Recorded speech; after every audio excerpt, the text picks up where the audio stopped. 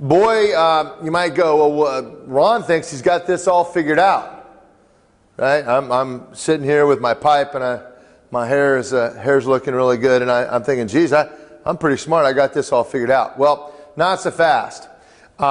Before we congratulate ourselves on our brilliant insight, I'm going to remind everybody of the elephant in the room, right? The elephant in the room is people have been solving the command thing for a long time without these insights. Okay? People, and this is important, everything I've told you is true, but how is it that people like Maddox and Juan Marichal and Dan Quisenberry had phenomenal success throwing strikes and very high levels of command, and they didn't know any of that, all that? So how is that possible? Well, they've been solving it for a long time without this insight. Now, that doesn't mean that insight's not valuable. I think it really is, but people have been able to figure it out, and I think we got to tie into that. We got to somehow tie into that so we can use some of that problem solving to help us as we go forward. So then I think we go forward with some sincere and genuine humility. Let's continue. So let's talk about some other things. Let's get out of the baseball realm for just a second. We're going to talk about a game that covets precision, accuracy, maybe like no other, and that's golf, right? You got a little bit of hole, and you're 500 yards away, and I think precision really counts, right? Put it in a little hole. I mean, for a strike zone, and from 60 feet 6 inches.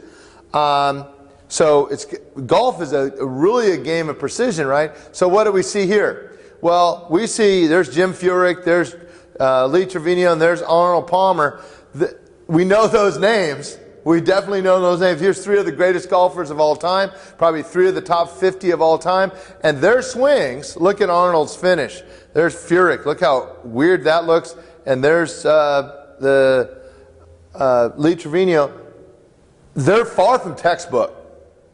So what is bound for we have to talk about is that although all that technique is important and we need to understand it, creating feel and the ability to make late adjustments trumps technique always. Right? It trumps technique always. So what in the best command pitchers in Major League Baseball, what do we see from those? Well, 3 of the best of all time. In the modern era, here's Dan Quisenberry's number 1, Maddox number 3, and Juan Marichal number 5. 3 of the top 5 pitchers, the most accurate pitchers in modern era baseball, threw completely different. See, Quisenberry is tilted this way, and he was a submariner. Juan Marichal was tilted completely the other way. Both of them right, all 3 of them right-handed. Tilted this way, and straight up and down with the head and eyes level. So I get a kick out of some people. Well, the key is keep your head and eyes level. Really? Well, there's 1, and there's number 5. No, that's not true. Now, this is a Hall of Famer. I don't believe he is, but still, command plus, right? So they threw completely different. So ditto for baseball. Command is not just a technique. Now remember when I said at the very beginning that a lot of people view this too narrowly. That's what I'm talking about. You have people go, well, if you just get your technique right, you're going to throw strikes. Well, what technique would you suggest? This technique, or this technique? Now, the traditional guy goes, well, I would choose this technique. Okay. This guy was pretty good. So what happens if we force this guy to look like this guy, or we force this guy to look like this guy? Are we saying that they would be as good? I am saying I don't believe that to be true. And so I'm not arrogant enough to suggest that. And I think anybody who does, I think needs to take a step back on their humility a little bit and understand that God's a better pitching coach than any of us. And I think we just need to look at this from a different perspective. So let's talk about other myths about command. Command is only trained on the mound. This is common. Guys will throw all day long and then they'll go work on the command. They'll work on their command on their 2 sides during the week in the off season or preseason, or their 1 side on the week in season. No wonder command isn't good enough. If you work on command 1 time a week and then you pitch in the other one, you're not going to be good at it, right? You're not going to be good at it. So command is an all the time thing, not a sometimes thing, or just on the mound thing, or just a pin thing. Actually, a bullpen should be to polish what you've been doing the week, not to develop command. Okay, it's to polish. And so what I'm talking about is constantly trying to hit a spot or target on every throw of every drill. That's key. And we need to focus on a command being a 365, 24/7 thing, right? So whenever you throw, with the exception of, with the one exception, if we're just trying to, we have a velocity enhancement day, that would be the one exception that I would give you a break, that I'm not really worried about command. I'm worried about you letting it go. Every other day, every other time, we're focusing on command. Well, like I said before, if my mechanics, the reason my command is below average, if I figure out why my mechanics what about my mechanics, my command will significantly improve. So here's this classic I see on the web all the time. You know, they're looking at this, or looking at this 135 and 45 and 65 and what your toe is, and everybody gets all caught up in this complexity. I'm not saying this is irrelevant. I'm saying this in and of itself doesn't make people throw strikes. Truth, mechanics and command are intertwined but not directly related. Just because you have good mechanics doesn't mean you automatically have good command, right? So, knowing all this, now we've talked about all this, now you might like, oh my gosh. Now, if that's true, Ron, what do we do? Well, I got an answer for you, right? So don't panic. We're here for you. We'll work through this together. And that is, let's go through this step by step. First, we need to assess and address any mobility, flexibility constraints and stay at them. So if you have an ankle mobility constraint, hip mobility, T-spine, shoulder, you need to get that, you need to work on it and get those solved. So if you haven't had a physical therapist, I don't care if you're 10 years old, I don't care if you're 12, I don't care if you're 15, go have a physical therapist look at you. Do you have an ankle mobility constraint? Do you have a hip mobility? Do you have a T-spine? Do you have scapular dyskinesia? Do you have any shoulder issue? First address that, because if my alignment isn't good, if I have a mobility constraint, all my movement patterns are going to be influenced by that. And so I've got to get that straightened out. Dedicate a portion of every day or every week to connection drills to minimize mechanical inefficiencies. That's a topic for another discussion. We really believe in the connection ball, and we work on that every day. So let's say every single day we need to be working at least some segment on what we think, what we refer to as connection. Staying connected, having body parts being connected, not having things get acting independently. We want to work in synergy. So even if we're doing any sort of throwing, we dedicate at least a portion of every single day and a certain portion of every week to connection. Now here's why that's important also. A lot of people make a mistake, even if they're ranch guys. In the off season they hit it hard, in the preseason they hit it hard in this connection stuff. Then the season begins and they just kind of go, I've got this, and they go, every time you throw in a game, you may get a little bit out of shape, and if you don't continually come back to your connection, it's just kind of like, did you brush your teeth this morning? Yes. Well, you got a good checkup a week ago. Your dentist said your teeth are good, so why are you brushing your teeth? Well, to keep them good. Well, it's the exact same reason why you go back and revert back to connection ball work. A big thing, utilize targets all the time. Whether they are human targets, that means you're playing catch with somebody, that becomes a human target, I'll explain that in a second, or other targets such as target pads, command trainers, or strings. At the ranch, we really believe in throwing to targets.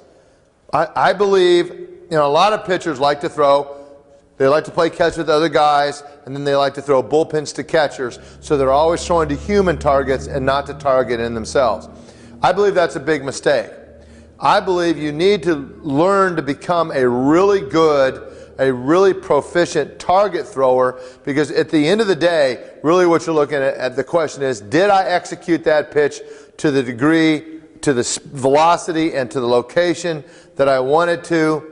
or not.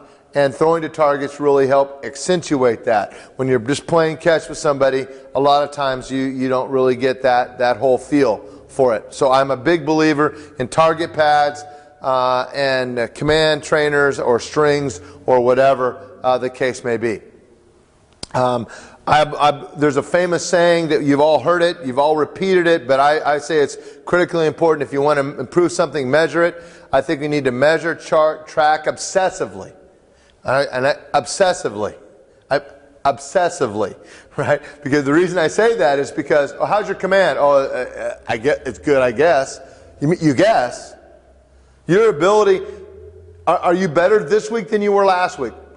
Well, that'd be like me going into my accountant and I say, how are we doing this year? And he goes, Ron, I don't know, but it seems like you're doing good. I'd fire him. I want to know, are we ahead this quarter from last quarter? What's going on? What are the numbers in my business? Well, it's also, if this is your business, you want to know the numbers in your business. You want to say, last week I commanded it a certain percent. Today I got 15% better this week than last week. I got 3% better this week than last week. I scored better this week than last week. Awareness, by the way, itself is curative. Once you're aware of something, your body now starts to adjust and adapt and follow that, and it will create the result that you're looking for. I'm not aware of it. You just go ask the typical baseball player. Think about it. You go ask the typical baseball player, how'd your bullpen go? And they'll go, okay. I mean, what they're trying to do is they're trying to go, okay, well, how was my last 10 pitches? How'd it go? That sort of thing. Excuse me. Now, don't let your throwing processes get stale, bland, or without meaning. I see this all the time. Every pitcher goes out, they play catch, they try to stay out of the way of the team, and their batting practice and their infield, and you got your PFPs, and everybody goes out and they play catch. It's stale, it's bland, it's without meaning. That's what's going to create, you're never going to get better with that scenario. You want to constantly be changing it. You want to be constantly on edge, forcing your body to adapt, to accommodate, to change, to modify itself. Make it constantly changing, challenging, and force the athlete to adapt and to adjust. Understand and implement the genius of Bernstein, Bosch, Galloway, and Elliott. If you haven't read these people, make it your thing in life to understand Bernstein, Bosch, Galloway, and Elliott. I'll explain that in a second. And most importantly, utilize processes that encourage, challenge, and in fact demand small unconscious adjustments and their ability to hit a target at game speed. Okay? It is absolutely true that mechanical inefficiencies can negatively affect command. No question, if I'm mechanically inefficient, I'm going to have trouble with command. I'm not saying that's not true. So that's the reason we work on our connection stuff so hard. We work on being more and more connected. However, the really neat thing is that a highly focused and variable throwing process can also positively affect and improve mechanical efficiencies. That means the more focused I am, the better I'm going to tend to be more connected. Connectivity is a natural thing. Being connected is a natural thing. That's the good news. So we want to, the more we focus and have a very clear and precise plan, our body's going to tend to be more and more clean in our throwing. So make your daily throwing regimen like a series of real-life video games. Guys, the reason they like video games is because it's constantly challenging and it's fun. And have a blast in doing it. It's really important that you have some energy and fun while you're commanding. It's not drudgery. It's fun. I'm going to compete against you today in command. I'm going to compete against you tomorrow. I'm going to compete against you on the next day. And you're going to start to see, if you do that on a regular basis, everybody, a rising tide lifts all ships. So let's talk about the Bernstein principle. There's so much to learn. I'm going to give you really basics on this. The Bernstein principle, this is Nikolai Bernstein. He is the father of modern day motor learning and biomechanics. He actually coined the term biomechanics, and what he did is he studied blacksmiths, and he realized that although they were very precise here, they took a lot of different paths, but they all got to where they were supposed to get to. So his point, his hypothesis was that mechanics change and alter a lot, but the end result is what really the blacksmith was about, and the body was able, with this real specific intention, to be able to move differently and still hit the same spot as a blacksmith. So the Bernstein principle, coined by Paul Nyman, the body will organize itself based on the ultimate goal of the activity.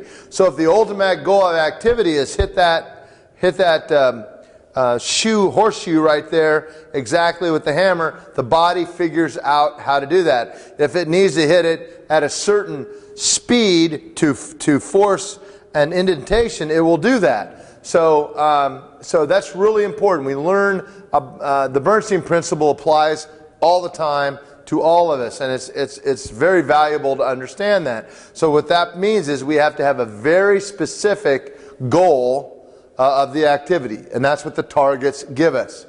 Franz Bosch, differential learning and an integrative approach. So here is this guy going up a flight of stairs, and he's got weights on it, but around both these weights there is a elastic tube with some other weights, so it's got a lot of variation. So the body has got to problem solve all the way up because the weights are always changing. So it's a lot more variable, and the learning is so much. That's what's called dynamic systems theory and decentralized self-organization.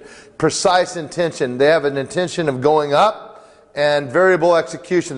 His body's going to have to adapt a bunch in this series of 4 steps to be able to make it up, because there's a lot of variation going on with all the weights changing it. And really we're looking at knowledge of results. The only goal for him was getting up here. That was the only goal. It wasn't exactly how's the best technique on step number 3, what's the best posture to be in step 3.